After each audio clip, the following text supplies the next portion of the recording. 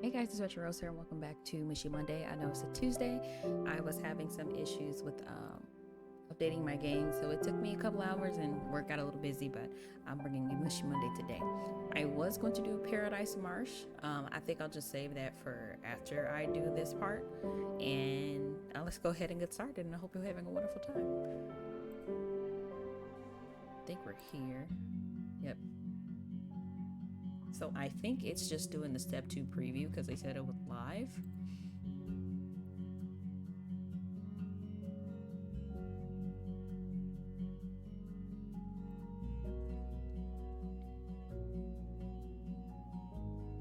And I think the scenes and stuff have been updated, so we'll see. Keep my fingers crossed.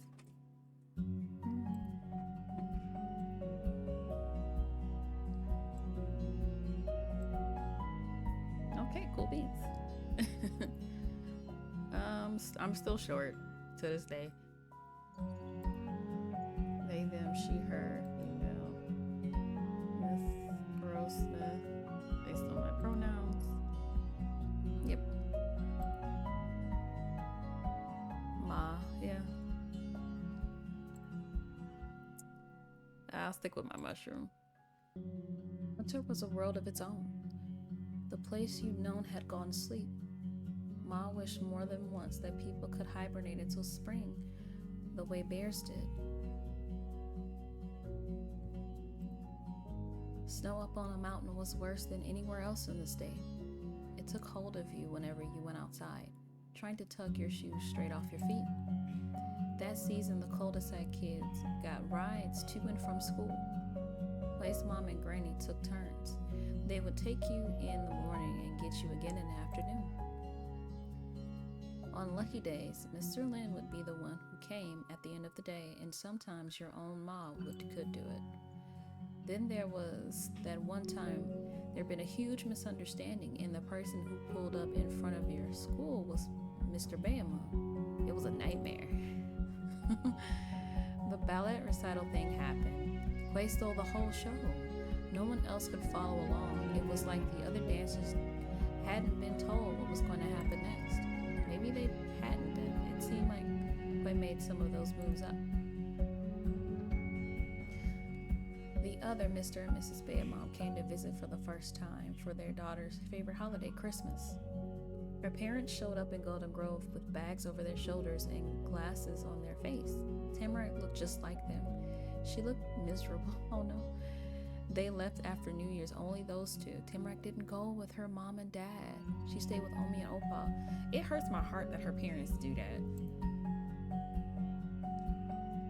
When that year wasn't so new anymore, you graduated elementary school. Mom brought you to the diner table to celebrate after your first day of middle school. She always did. The two of you eventually reached regular status at the establishment. And you know what's funny? My sibling and I, this was high school though, when we, I want to say graduated or like went into our sophomore year on honor roll. What is that, honor roll? Yeah, the honor roll. We actually, as a treat, my mother took us out of town. So it's like these little things, it's like giving me I'm feeling really nostalgic playing this game because it just takes me back to like these sweet moments I had growing up. Because I'm almost 30. It helped that Yusuf, the friendly manager, became the new owner when the original one retired. He recognized you and Ma from the beginning. Yusuf had been earnest when he'd said everyone in town were basically neighbors. He might not have been next door, but you couldn't help getting to know him as much as you could have known an adult anyway. Days, weeks, months, the time took the rest of your shoulders and kept coming. A couple more years, you weren't even a kid anymore. You emerged from a pile of tore-off calendar pages as a teenager. And one extra year, and you graduated again. At 14 years old, you were about to begin high school. So you're basically a grown-up, messing around the world. Okay. You won't let anyone tell you what to do again. You'd have to be on your best behavior, though you always were. Life might change rapidly for you, but it seemed like once you hit certain points of being old, stuff stayed consistent much longer. Ma and Mr. Lin had the same jobs. Miss Beaumont kept on being retired. Mr. Beaumont continued to pretend that he was retired while working on the side. But that wasn't the only way to go. Miss Lin had new opportunities ahead. While her only child prepared for ninth grade, she was getting ready to rejoin the workforce. Oh wow. You met brand new people as you got older, and you were granted more freedom, serenity. Viacia?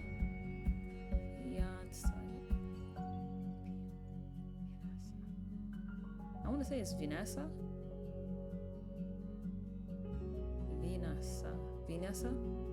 and more other schoolmates. I want to say it's almost like Vanessa. Who gained a reputation for being hyperactive, for being gentle. I would say spunky. Tamarac's social circle expanded too. You could fill several novels with memories of the little girl in her neighborhood on her own, with Quay and both of you. And she was still around, but Tamarack had a lot more to consider these days than if she should be in her backyard forest cleaning. There were also people you didn't meet. The infamous boys club disbanded a long time ago. Wow. Laquin, Wren, Murray. Oh, I did read about that. Baxter Ward and you. Wren went by Wren only and had for years. Calling him by his full name was strange. Not even Wren's parents did that. The relationship between Quay and Wren was a not thread of story. I think that might be his older brother. Sometimes it was tense, sometimes it's slack, but it had yet to snap. It was different when it came to Baxter. Or that's I forgot his name. I'm so sorry. It'll come back to me. It was different when it came to Baxter. Well, Baxter, yeah. Their shared friendship with him ended officially. He dyed his hair dark gray to pure black and stopped coming around after a while. The age gap between him and the rest of you was a chasm that couldn't be crossed anymore. Quay didn't remember the last time Baker had been at Acorn Road. Wow. It was heartbreaking. You loved being in the boys' club. Well, rest in peace, boys' club. After the group disbanded, when Quay was no longer the boy who led the club, named after that trait, Quay began to realize something. They weren't a boy.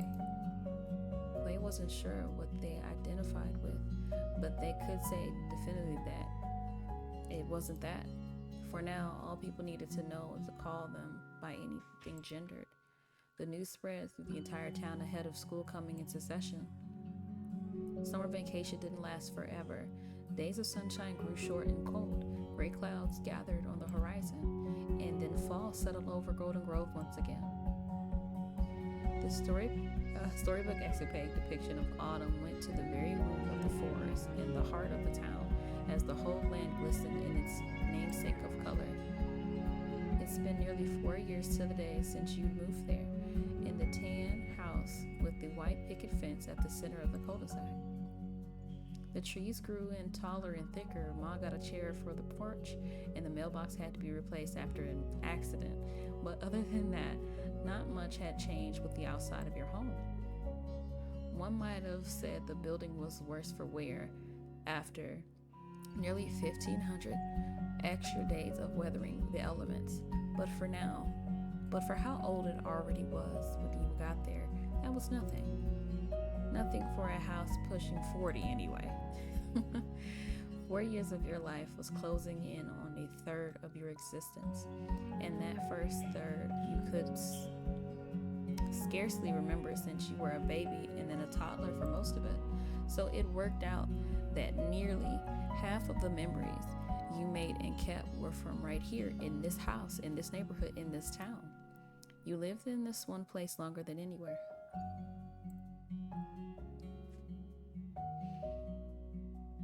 You were safe there, content, life was good. Having day after day of certainty couldn't be complained about. You didn't want constant changes or to ever know what would happen next. You wanted what had happened, peace and comfort. You realized that even at 10 years old, that feeling had settled over you like a comfy blanket since the first fall. This place was home. You've been down each path and road, seen every bush and tree, entered all the publicly accessible buildings hundreds of times. There was something indescribably precious about that. It couldn't be replicated. Though that didn't mean the world was static. There were shifts that rippled out and impacted your experience, but each one felt natural. The transition from seasons brought about an entirely different atmosphere. There were sights and sounds and feelings that could only happen during a few months before they were gone for a year.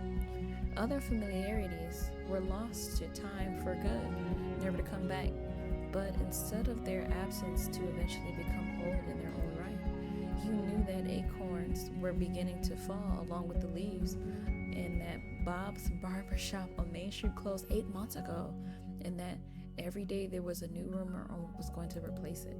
Nothing concrete had been announced yet, but any day now for sure.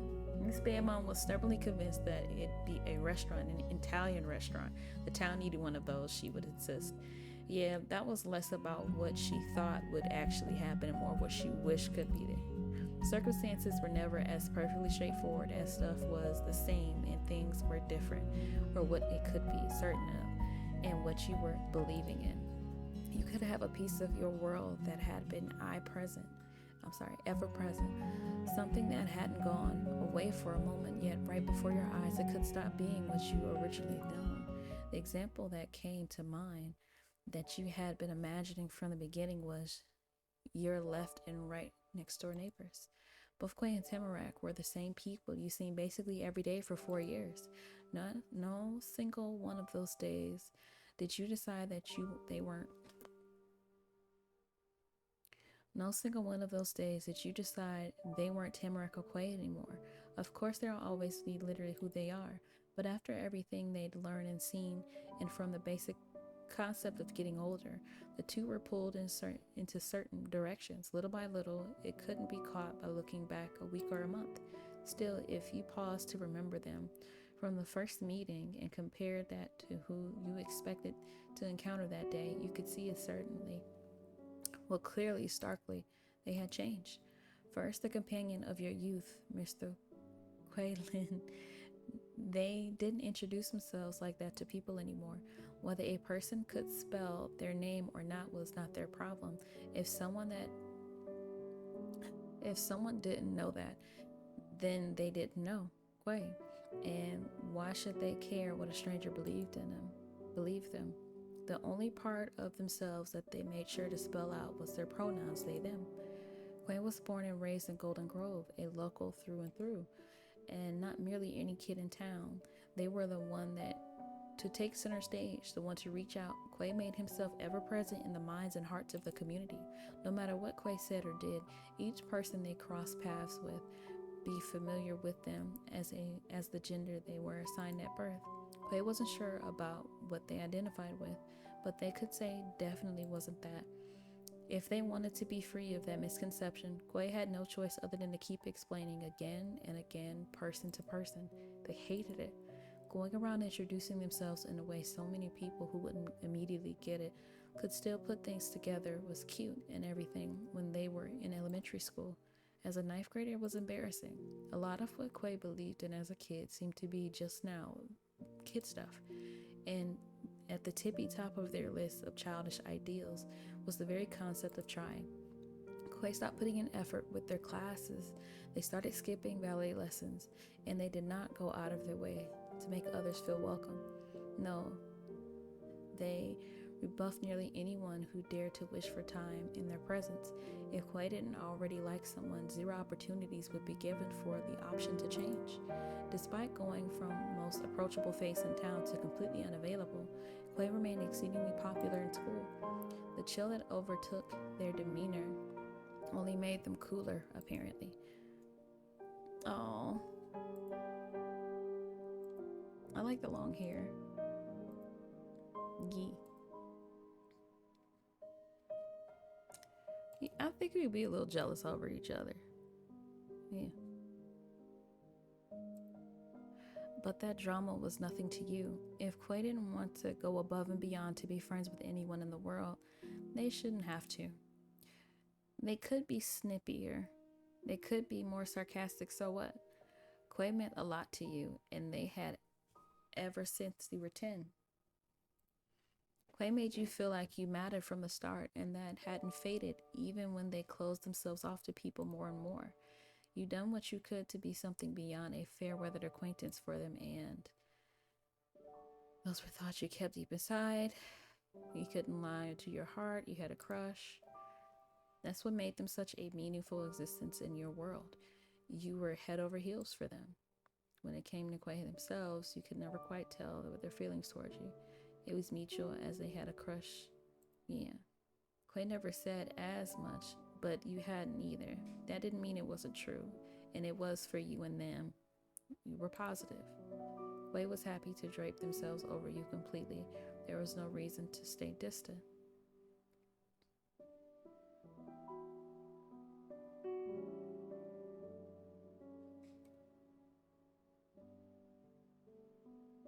It wasn't unusual for you and Quay being close. You'd poke and nudge each other all the time. Now, second, the childhood best friend, Miss Timrak Bayamon. She had become a young lady. Her reckless romps through the woods shifted into quiet nature walks, and the neat clothes she carefully selected weren't suited for the kind of exploring anyway. And she was not okay with them getting full of holes like she was as a kid. She approached things in life with great delicacy, like she was living in a world of glass, or less whimsically, as if she had always been walking on eggshells. Tamarack joined the music program during middle school and had played the cello ever since. Oh, I used to play the viola as a kid, a feat that required plenty of patience and a ton of sitting around.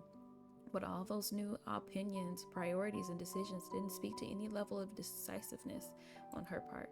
It wasn't just the loss of pure wild abandon only someone too young to know better could have.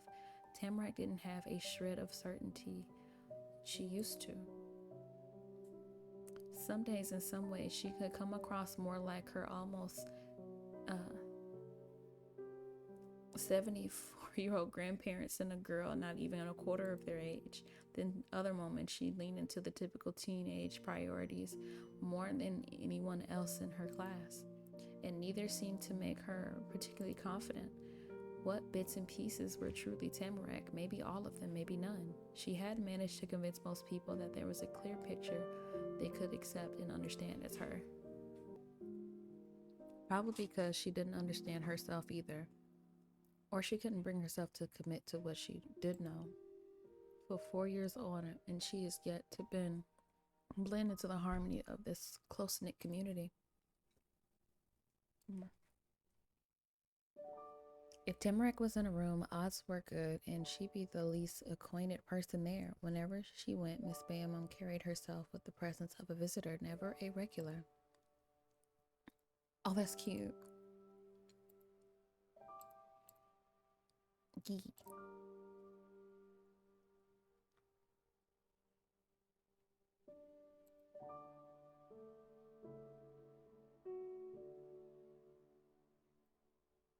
But there was some truth that no one doubted. She could count on you, and you could do the same with her. You didn't care what the town thought. Tamarack was the greatest friend you'd had in your entire life. She wasn't some nobody. She was a little girl who threw a paper plane at you the first time she ever caught sight of you. Tamarack and you went through newcomers side by side. No matter how much time passed, no matter how much the two of you grew up, promise you made to always be friends would not be broken. Together you'd make it through whatever future unknowns you might face.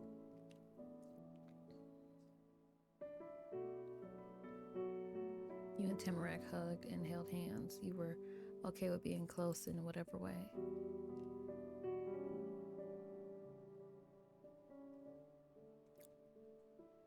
Oh snap, are we in step 2 for real? Anyway, that was a sinking further into your psyche than you should.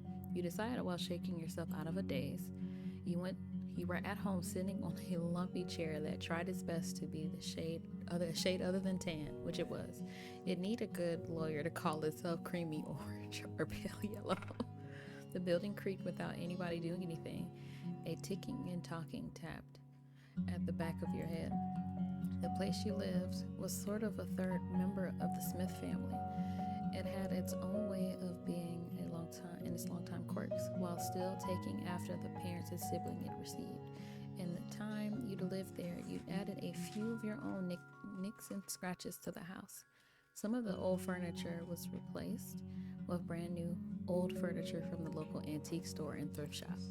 You couldn't even try to remember which one came from where. As Quay once said, it wasn't like you could tell the difference between what was sold in those places. It was the same either way, ancient. Your wandering gaze went down towards the decorative branches in a vase, a coal of fire of brown-red leaves, another sign of autumn. From there, you kept going until your focus was finally back at what you were doing. The tabletop was piled with books, packets, pencils, and stuff, and it magically all had to fit into a single bag, plus leave room for lunch. You began packing for school tomorrow. It wasn't any normal day of school. It was the first day, and it wasn't a normal start of a new year either. It was ninth grade. You were a high school freshman. Ma impressed upon what an accomplishment it was. If the learning system was a triathlon, you were out of the water, off a bike, and lined up to begin the race. Your mom wasn't especially sporty herself, so she offered an alternative, that if this was a movie or a book, the third act would be just beginning. That was the best part.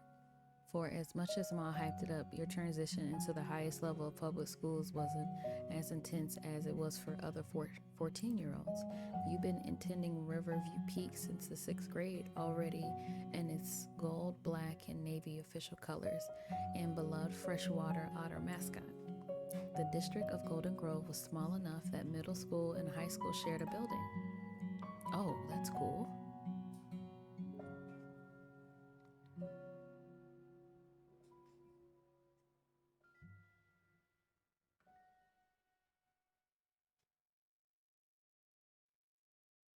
You felt good about that. You were well acquainted with those halls. You crammed a 20-page schedule into the front of your bag, crushing it in the process. The beginning of class wasn't the only special occasion happening tomorrow. Golden Grove's middle and at the same time high school started slightly different than its elementary school did. This semester, your first day of school shared the same date as your anniversary of moving here. Oh, that's cool. It had been 3 years and 364 days since your life became what it was. Then there was a groan. The house let you know you had company. Ma came out of the kitchen. Oh, her hair got longer. She kept some distance, standing under the opening arch of the room, and gave the side of her light-washed jeans a pat. Her shirt had a fall floral blouse. Ironically, she looked like a fresh spring bloom. Good morning. Ma had let her hair get longer lately, besides a trim. And you know what's so funny? My mom did go through a big chop. And watching, oh no, I skipped it. And my mom, she grew her hair out. Her hair out's extremely long now. It's really nice. Right now, she was having a necklace moment. The stone hanging from her neck looked newly pried from a mine shaft. Not perfect. No perfect teardrop shape or flawless ankles. It was natural. Thinking of her, who she was as a person and who she was to you, you felt she was your friend as much as a parent. Hanging out with Ma was fun. Things were good between you two. Relationship was fine. You were lucky to have a parent like Ma. You and her were still the Smith duo, taking life on as a team. In fact, that only gotten truer as time went by. Since you've gotten old enough to be more of an actual help to her, it was cool. Quick question, if you were going to get your own cell phone, what color would you want? A cell phone? You never had a phone in your entire existence, and your same age neighbors already did? Quay got their phone at 11, and as soon as they were in middle school, it was save Mrs. Mr. and Mrs. Lind a bunch of hassle from all the people who called the house from their own cell phones only to ask about Quay. Though these days Quay ignored practically every call they got, including from their parents, sending it in text message if you want a response. That was their way of life. Tamarack's mom and dad bought her one when she was 13, officially a teenager. It was a sore spot in the Bayamon family. Mrs. Bayamon the elder didn't think that the gadget was necessary. There's more of a distraction than anything else. She declared loud enough for the whole neighborhood to hear. This town was small and safe. She wondered what the younger Mr. and Mrs. Bayamon thought could ever happen. After her husband reminds Mrs. Bayamon that Tamarack's main way of communicating with her parents was over the telephone lines, she stopped fighting.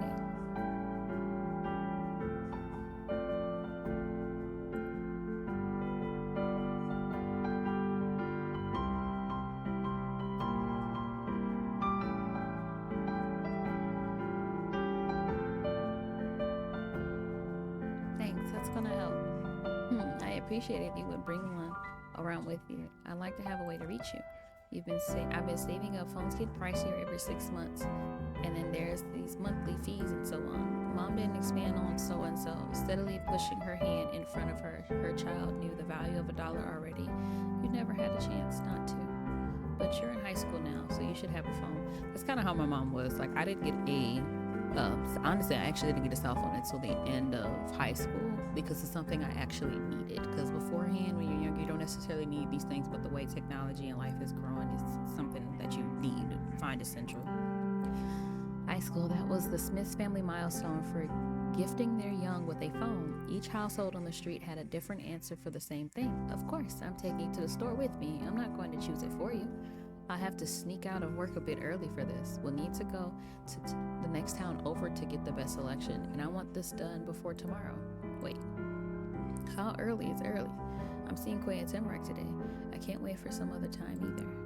Tamarack had been on pins and needles waiting to talk to her parents before the start of the school year. She wasn't so much as look at a phone until you were there. Quay hadn't left their house for days.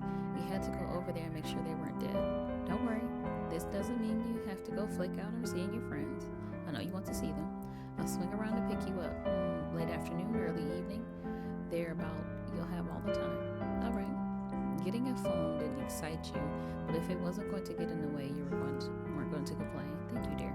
Ma thanks came with a laugh. She should not have having that much fun. Take care. You too. Good luck with your job. You waved Ma off with a wide arch of your arms. She threw on a yellow cardigan and most vibrant piece of clothing in her entire wardrobe and went out the front door. You couldn't hang around much longer yourself. With the whirlwind of motion, you shoved supplies in your bag. You knew what you had to do next. You had a schedule. Quay and Tamarack were going to casually be in the same place at the same time. You wished, but no. Over the years, you learned how to balance seeing both of your friends. Tamarack wasn't going to call her parents until later. So you're going to Quay's first. Tamarack was hoping to call her parents any minute. We're gonna go to her first. Yeah, we'll go to his first. So you pack your morph into a balloon of compressed knowledge, years worth of reading and pens, junk forced into a single spot, zipper strained to keep it all in. You knocked on top and felt a solid mass against your knuckles. Well, don't worry about how you would carry it later. You left there and left the house. It was cold, obviously it was cold. That didn't stop you. You were focused on your mission, pressing ahead step by step. You cut across the lawn, went straight to the gate, and stood inside the cul-de-sac. There ahead, right, the reddish porch of Lynn's stopped number 1. You reached the front of their house and rang the doorbell.